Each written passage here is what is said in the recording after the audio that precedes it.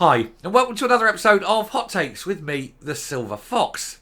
There's just 5 more days to go until the people of Rutherglen and Hamilton West go to the polls to elect themselves a new MP. And chances are, of course, it's going to be Michael Shanks for Labour. Now, I'm not saying Labour are any good, but they are at least different, and that is what is important. Just think, in another 5 days or so, Katie Loudon will no longer be in the news. We'll never do another video about her. Her race will be run, and she can disappear back to the anonymity of local politics.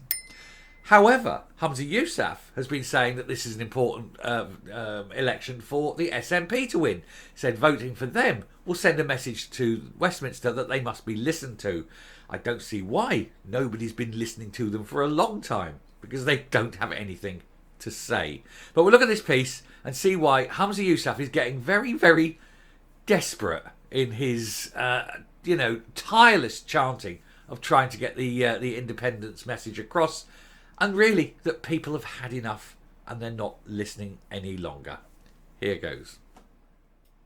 So, Humza Yousaf insulting Scots with desperate Rutherglen and Hamilton West by-election attack tactics. Well, he strikes me as someone who's more tic-tacs than tactics.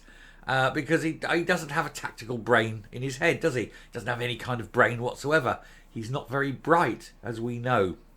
The SNP leader claimed next week's vote was a chance to force Westminster establishment to listen. Well, it won't. They just don't want to listen to him. But Dame Jackie Bailey has hit back. Of course, the old attack dog. Get her out. Bare her teeth. She'll growl. She's great. Humza Yousaf has been accused of insulting Scottish voters after insisting an SNP victory in Rutherglen and Hamilton West would force the Westminster establishment to listen. The Nats have ramped up attacks on their opponents in recent days as they struggle to hold on to the seat they won in 2019. Now, all they can do is attack Labour. They can't build their own candidate up. They can't say, oh, this is Kate Loudon. She's done this, she's done that, she's done something else, because she hasn't done anything. And they can't see how great they are because one only has to look around to see how appalling they are. They certainly daren't stand, of course, on their own record because their own record is awful. Anyway, Cambuslang councillor Katie Loudon is hoping to take over from her former friend, Margaret Ferrier.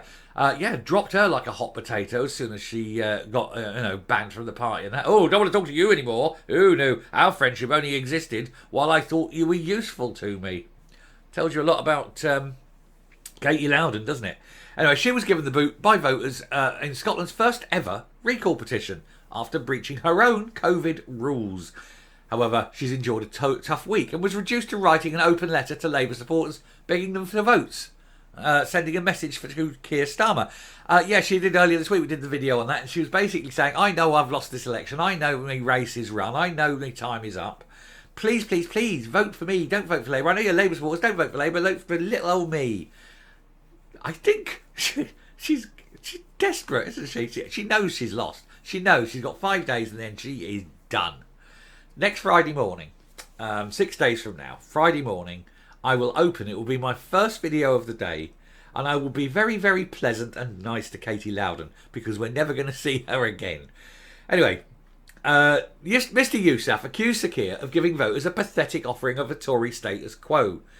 No, it's more the Tories have moved towards Labour, but what Labour have got now is nobody knows. They're an invisible party, really, but they're the party of nobody. I mean, most people, I don't think anyone in Scotland, outside of anyone with political knowledge, put it that way, your average Scot, I don't think, could name the leader of the Scottish Labour Party.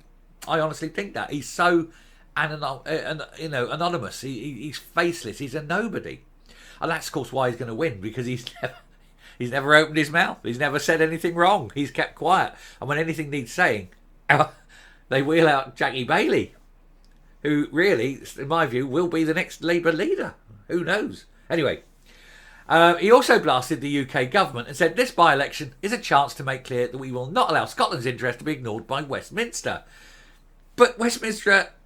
Well, first of all, Westminster aren't ignoring Scotland. They keep giving Scotland money. It's just it's not going where it needs to go. They gave $6 million for the swimming pools. Nobody knows where that's gone. And indeed, there's 3 different ministers who are sort of responsible there have each given different stories and lied about where the money's gone.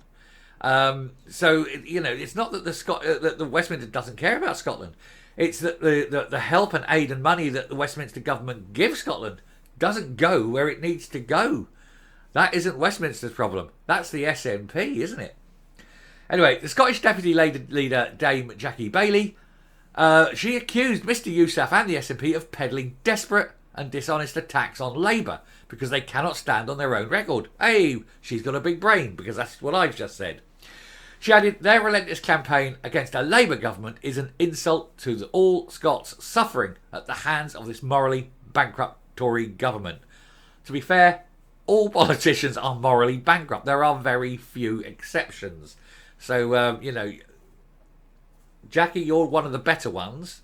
But even within your own party, there's many there that are almost psychopathic. Anyway, Labour, she said, is ready to boot out this rotten Tory government and deliver the transformative change Scotland needs. Action to tackle the cost of living crisis, a new deal for working people to make work pay, and a clean energy plan, blah, blah, blah, blah, blah. She's talking about lots of different things. Who cares? Point is that you don't think that the Labour government is any different from the Tory government as far as the average Scots going to be bothered about. This is the thing. Having a Labour government in Westminster isn't going to be a remarkable new dawn for Scotland. Of course it isn't. It's going to be the same old, same old. There's no change. What Scotland needs is a new government in Scotland. You need to boot out the SNP. That's what's needed. You need you need the Assembly at Holyrood to be led by a party who is not obsessing 24/7, 365 on independence and who doesn't make every policy about independence. You need people who can do their day job. And if it's Labour, that's great. And if it's Tories, that's great. And if it's Lib Dems, that's great. It doesn't matter. They're all the bloody same. You just want one party capable of doing something and not being a bunch of crooks.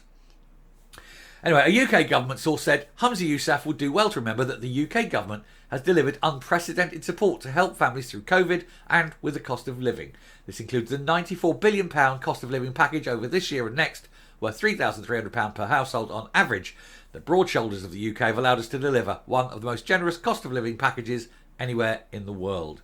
Voters will go to the polls on October the 5th, that's next Thursday. People of Rutherglen and Hamilton West, do get out and vote. It's very, very important. It is vitally important. If you're one of those people going, oh, it don't really matter. It really matters. Have a high turnout. Make your point. Have your voice heard.